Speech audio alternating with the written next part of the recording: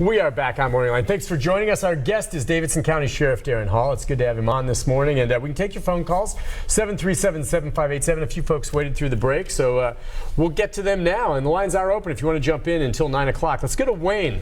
Good morning, Wayne. Yeah, good morning, Nick. How you doing today? Good, good. How are you doing? Doing fine. Good morning, Sheriff. How you doing? I'm great, Wayne. How are you? Doing fine. I just got a simple question. I appreciate what you do to help us, but what really frustrates me is the DUIs and repeat offenders. Is there anything in the future that y'all going to do to correct that? Because it don't make sense when a guy gets stopped 5 or 6 times for a DUI and they keep knocking it down to the first and second so he can get in and out. Yep. And these repeat offenders, you can't determine what the problem is, but we used to call it habitual. And if you were considered habitual, that's a Class C felony. Yep. So I'm just wondering, are they going to do anything in the future to change how they handle these? That's a great question, Wayne. Thank you.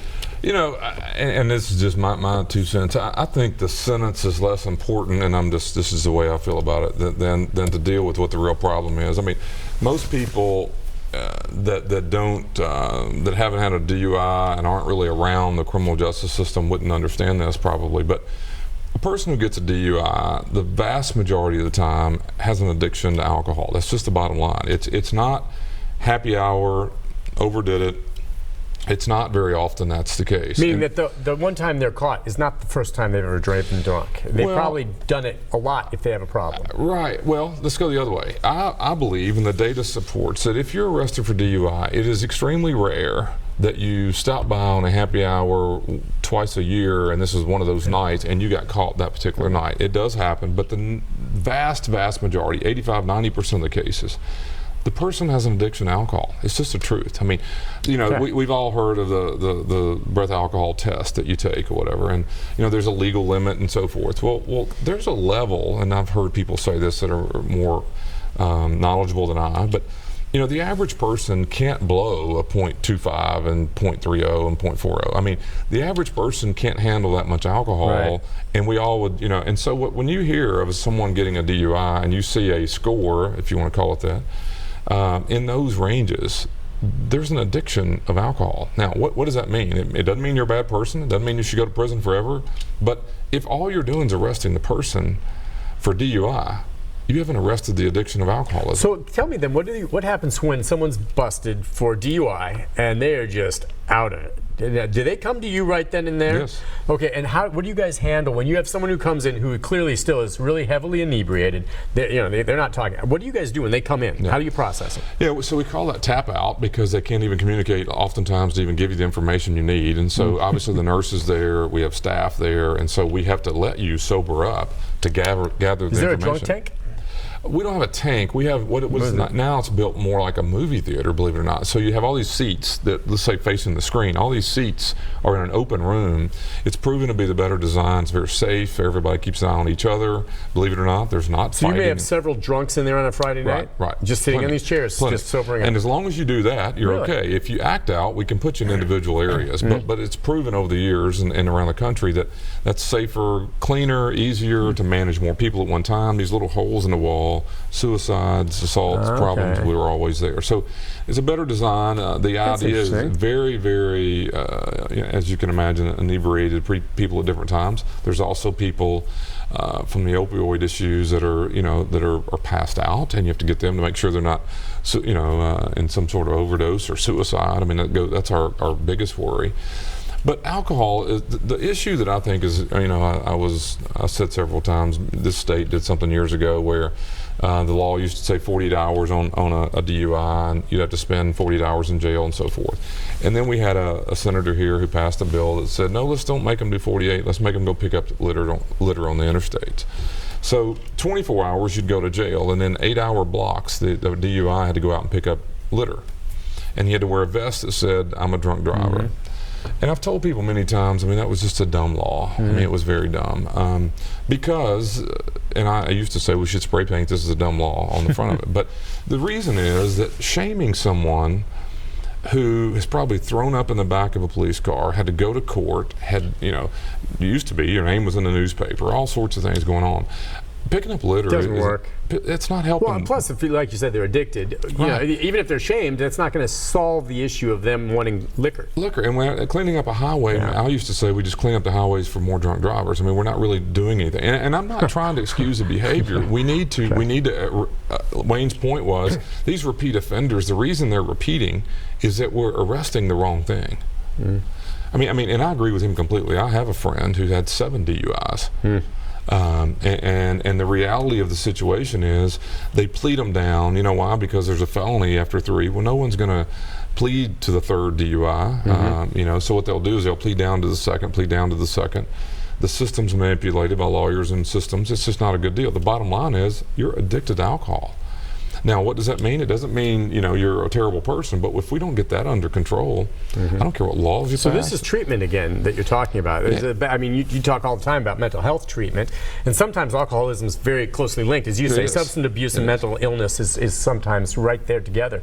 So will there be something new over here with, as it stands now, if someone sobers up, then they get their lawyer, they bond out, they go, and then that night they could be busted for drinking and driving again. Right. Will you have a different way of maybe dealing with them with the new facility? The facility's not going to do it. We do have a licensed drug and alcohol treatment center within our jail system.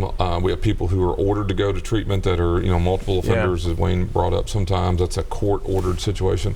It's just, you know, my point is, you know, it's the most likely crime for you to be a victim of if you're not in a criminal environment. Meaning you or I driving down the road are more likely to be victimized in that way than any other type of crime that you would think about, right? You're just innocently driving down the road. And so I think the difficulty is if we only arrest the person over and over, and he's asking, why don't you do something about it? It's because the system, all of us, haven't said driving drunk isn't the problem. He is addicted, or she, to alcohol at a point where they can't say no. It's a disease, people. I mean, it's not. It's people are so these days, Sheriff, just focused on punishment, which I understand the anger. Don't get me wrong. You hit and kill someone, you do this, it makes us all mad, but that doesn't solve it. I want it to go away so I don't have to deal with that crap anymore. And just locking them up and then letting them out to drink again isn't solving any problem. Let's go to Kevin. Kevin, good morning. Hi, Kevin. Hey, how you doing? Good. What's on your mind, Kevin? We have the Bailey for prisoners who are under medical care, and we have the Sheriff's Mental Health Treatment Center for consumers of health who are arrested to give them the services they need. But when I did mission visits to the Bailey, I thought they were consumers of mental health doing time for felons. So what's the difference between the people that are taken to the Sheriff's Center or doing time in the Bailey for felons? Great question. Yeah, so the bottom line, I think Kevin's question was, what's the difference between the building we're building and the DeBerry facility? The DeBerry facility are people who are convicted of felonies or serving sentences. That's a state system. It is a state conviction of a high bar. It's a felony case, and so you're a convicted felon serving prison time. And DeBerry does great work. It's needed, and we need that. What I'm trying to do is I'm trying to decriminalize people who are basically in misdemeanor charges. And because there's no place for them to go for help, and because they're off their medication, and because they are oftentimes in nuisance types of crimes, all we do in our society is arrest them and throw them in a jail. And we have people who've arrested over 100 times a year. That's 3 times, a week, or every third day, basically. Jeez. So it's ridiculous. And so Kevin's question's a good one. I'm trying to avoid people ever going to DeBerry. If you want to dream about it, if we get them out of the criminal justice system, give them some help. We're not going to solve mental health the crisis, but we are going to decriminalize it. We're going to take it out of the criminal justice system and treat it as what it really is, which is a health issue. It's not shouldn't be a crime to forget your insulin. It shouldn't be a crime to forget your chemotherapy. Right. But it shouldn't be a crime for you to not be on your medication in a mental health way. And how they act out in that way is they may be naked in the airport. That's a true story.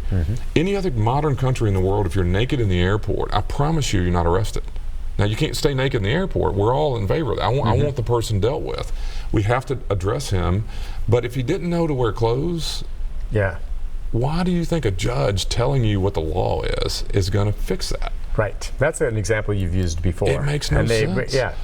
So Naked we in the need airport, you know something's wrong with him. right. He in any other country they go, something is wrong with him. We go, let's call the police and let's get us involved, and we book them and fingerprint and handcuff and take them to court and convict them and send them out. I mean, all of that money, all that waste, all that time.